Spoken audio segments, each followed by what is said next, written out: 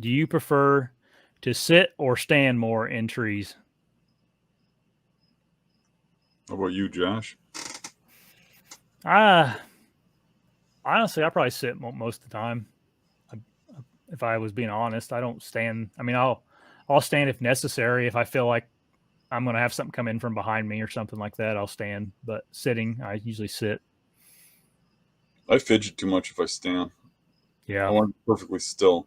So I Hmm. sit almost all the time, but I'm always listening, watching, and paying attention. I'm not sitting on a freaking phone, which I think is a problem nowadays with people. So I'm Hmm. observing. I'm out there to enjoy nature. That's what I'm there for. That's what I do. I don't sit on a phone. So I'm Hmm. watching. I'm paying attention. So then when I do see something or hear something, I'm ready. And then I slide to my feet real slow. And I put my back up against the tree and get my bow in front of me and try to be part of the tree. Because I think from a sitting position, those deer spot you real easily in most trees. Every now and then you get a setup where it's really good, where you can get away with sitting. But I actually shoot better standing too. And if something happens, like the deer suddenly turns and gets behind you or something, it's easier to just turn and shoot when standing. So as soon, or like say you stay seated when a doe comes in, and then all of a sudden you look and there's a buck coming in from a different angle, and you can't shoot that way seated. So I always stand up when the opportunity's coming. I shouldn't Yeah. say always. There's been once or twice where I've been caught sitting where I can't get up. Not necessarily caught, but where the deer gets to a position without me knowing it, where it would be dangerous to sit up or stand up without getting busted.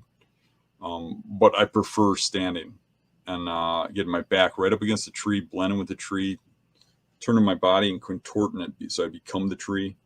Because generally I'm hunting out of pretty small trees, and a deer will spot that big body sticking out from it if you sticking out at all from that tree. Hmm. So I try to just glue my back, my neck, everything up against that tree, and I put the bow limb right in front of my face and block that face image so that they're not seeing the face. So I got the limb right in front of it, and then the very first shot I have, I'm always facing that deer with the bow in my hand. First shot, drawing back and shooting.